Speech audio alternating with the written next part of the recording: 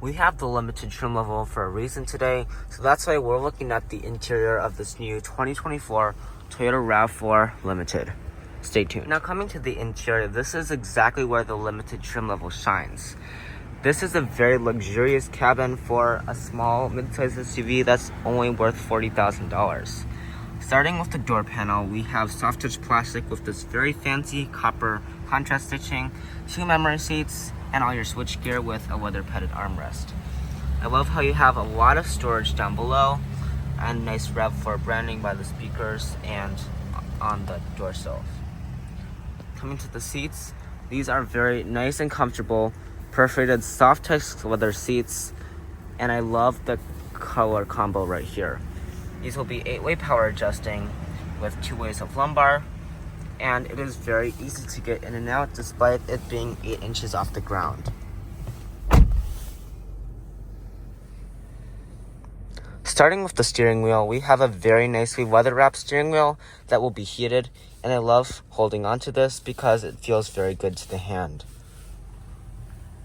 Part of the tech upgrade for 2023 was that the digital gauge cluster was finally in the RAV4 after 4 years of not having it. And well, I really like this setup because the Tundra's digital gauge cluster just did not have much customization, and it has a very cool animation if you change drive modes.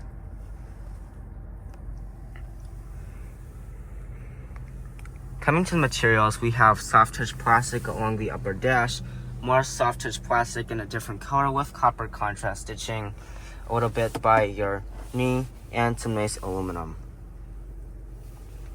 When it comes to storage, the RAV4 delivers and just does not stop, with a ton of storage places to put anything and a nice grippy pattern so that nothing will slip out. We also have a very deep center console with a removable tray and 2 USB-C ports. Coming to the climate controls, I love the setup here because these are very intuitive physical buttons and knobs that feel very good to the hand. We also have 3 stages of heated seats and ventilated seats.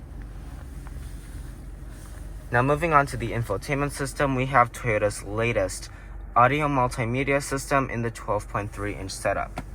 This is a very intuitive system to use compared to last year's Entune 3.0 system.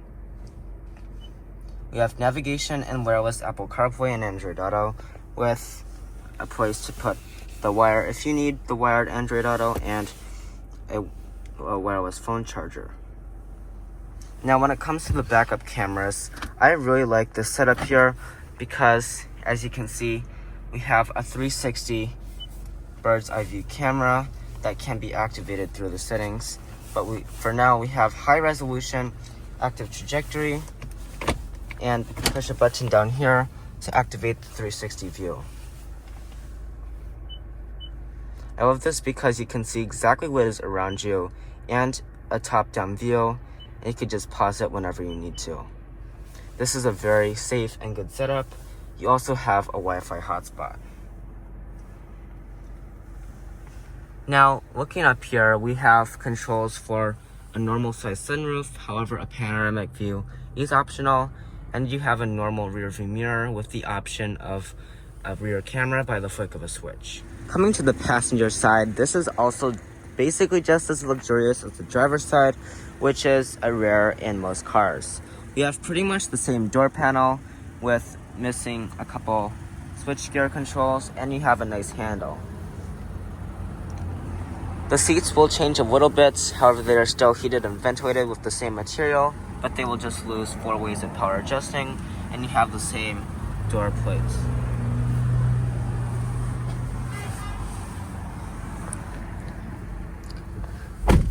Now inside, we have a very quiet cabin with the double pane windows, and if you just roll that up, you can just hear how quiet it is.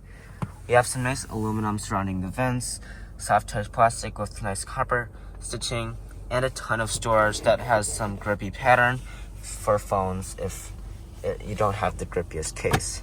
The glove box is pretty big with the owner's manual and just a lot of space to put anything you need. Up top you have a sun visor that will pull back, and you can pull it out, but it does not extend.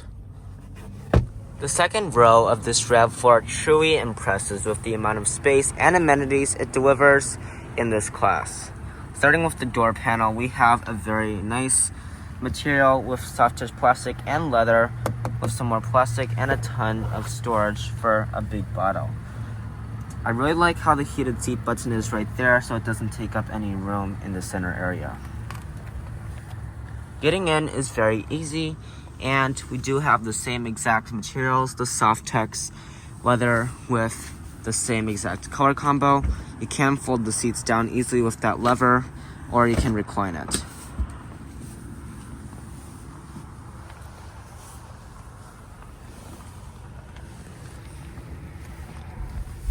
Getting in, you can just see how much room I have, considering that the seat is pulled all the way back, but these seats do not slide.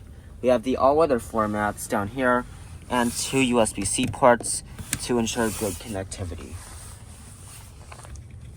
The outboard seats will be heated, and you have a center console in the middle. A seat back pocket is included on the passenger side, but not on the driver's side. There will be no climate controls in the back here, but I think this is a very nice place to spend time if you're not up in the front. Coming to the cargo area, this is also where the RAV4 truly impresses. You have a ton of space in this cargo area, and we also have the option to kick your foot underneath the bumper, and the trunk would open up. Opening up the trunk, we have jam protection right there, and we have the all-weather cargo mat. We also have the cargo cover, so if you're living in a dangerous city, thieves cannot look in and see what you have back here. There is a ton of space measuring in at 37.6 cubic feet of cargo room with the seats up, which is impressive for the class. We also can lift up the floor here for a partial spare tire. We have a JBL on one side and a cubby on the other side.